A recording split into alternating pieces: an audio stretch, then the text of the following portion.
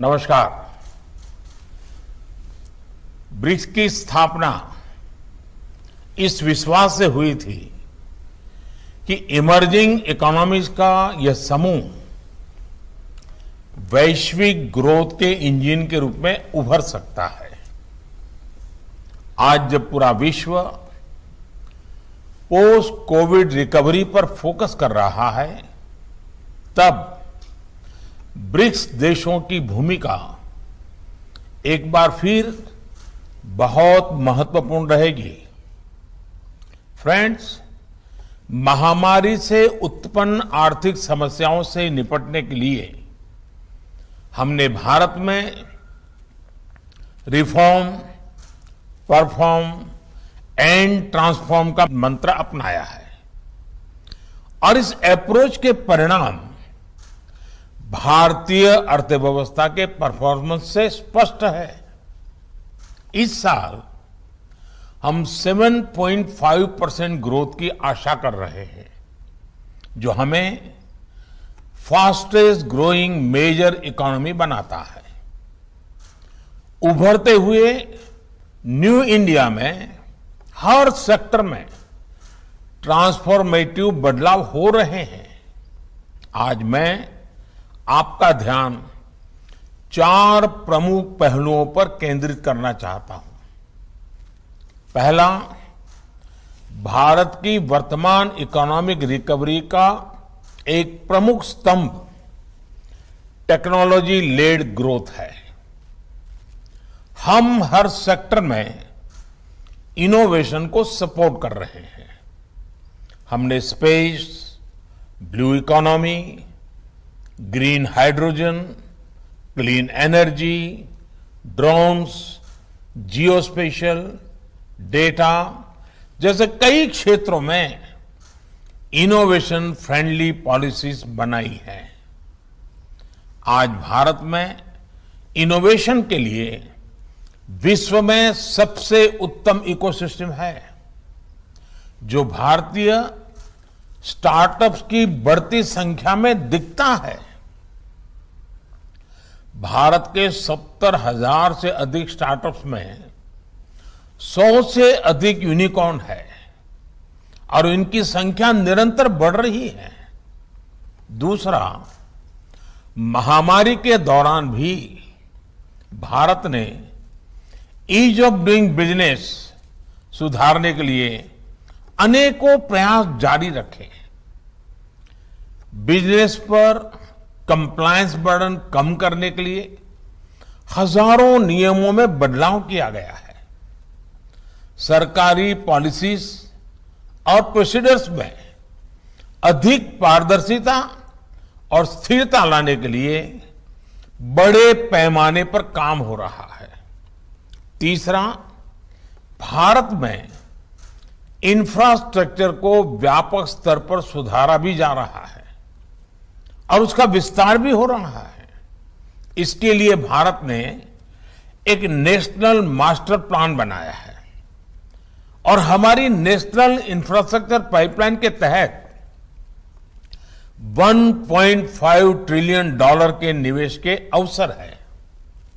और चौथा, भारत में आज जिस तरह का डिजिटल ट्रांसफॉर्मेशन हो रहा है, यह विश्व में पहले कभी नहीं देखा गया। 2025 तक भारतीय डिजिटल इकोनॉमी की वैल्यू $1 ट्रिलियन पहुंच जाएगी। डिजिटल सेक्टर्स की ग्रोथ से वर्कफोर्स में महिलाओं की भागीदारी को भी प्रोत्साहन मिला है। हमारे आईटी सेक्टर में काम करने वाले 4.4 मिलियन प्रोफेशनल्स में लगभग 36% महिलाएं हैं। टेक्नोलॉजी बेस्ड फाइनेंशियल इंक्लूजन का सबसे अधिक लाभ भी हमारी ग्रामीण महिलाओं को मिला है। BRICS women business alliance Bharat में हो रहे इस ट्रांसफॉर्मेटिव बदलाव पर एक स्टडी कर सकता है। इसी तरह इनोवेशन लेड इकोनॉमिक रिकवरी पर भी हमारे बीच उपयोगी संवाद बन सकता है। मेरा सुझाव है कि ब्रिक्स बिजनेस फोरम हमारे स्टार्टअप्स के बीच नियमित आदान प्रदान के लिए एक प्लेटफॉर्म विकसित करे।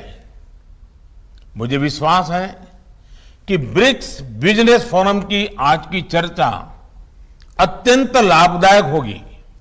इसके लिए मैं आप सभी को शुभकामनाएं देता हूं। बहुत बहुत धन्यवाद।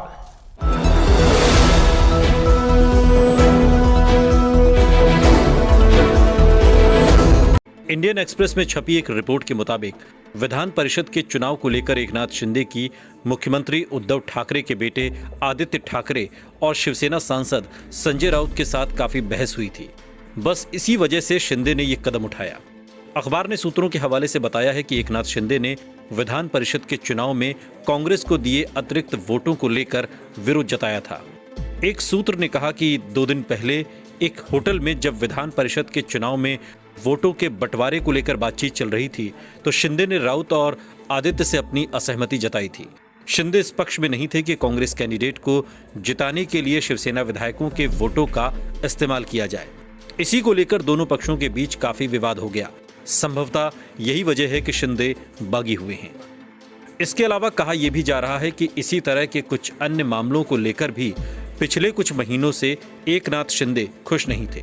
दरअसल विधान परिषद के चुनाव में कांग्रेस ने अपने 2 उम्मीदवार भाई जगताप और चंद्रकांत हंदोरे को उतारा था, लेकिन उनके पास सिर्फ एक कैंडिडेट को जिताने के लिए ही वोट थे। ऐसा कहा जा रहा है कि हंदोरे जीत जाएंगे और जगताप को जिताने के लिए शिवसेना के वोटों की जरूरत पड़ेगी। हालांकि इस चुनाव में जगताप जीत गए और हंदोरे हार गए। वहीं दूसरी ओर बीजेपी को 4 सीटों पर जीत मिली। ऐसा शिवसेना के विधायकों की क्रॉस वोटिंग के चलते हुआ। विधान परिषद के चुनाव में शिवसेना और एनसीपी को 2-2 सीटों से संतोष करना पड़ा। बस इसी वजह से पार्टी में अंदरूनी कलह शुरू हो गई। यात्रियों को आपदा से बचाने के लिए रेस्क्यू टीमें तैनात की गई हैं। पहली बार इन टीमों को सेना और पुलिस के प्रशिक्षण केंद्रों में प्रशिक्षित किया गया है ताकि यात्रा में किसी भी तरह की आपदा ना हो। आपदा से निपटने में ये टीमें सबसे पहले मदद करें की है अमरनाथ श्राइन बोर्ड के सीईओ नितेश्वर कुमार से। श्राइन बोर्ड की तरफ से सभी लोगों को आग्रह करते हैं कि आप आइए, बाबा के दर्शन करिए और अधिक से अधिक संख्या में लोग पहुंचे, आशीर्वाद लें बाबा का। और यहाँ के स्थानीय लोगों ने जो ये परंपरा बना रखी है वो उनका स्वागत करने के लिए तैयार हैं। 30 जून से यात्रा शुरू हो रही है, लेकिन आज जो प्रथम दिन की पूजा हुई है, औपचारिक रूप से इस पूरे पूजा कार्यक्रम की अनुष्ठान की शुरुआत। परंपरा है कि प्रथम पूजा जो है वो ज्येष्ठ पूर्णिमा को होती है और इसके बाद जो एक अच्छा दिन होता है उस दिन से यात्रा प्रारंभ होती है। तो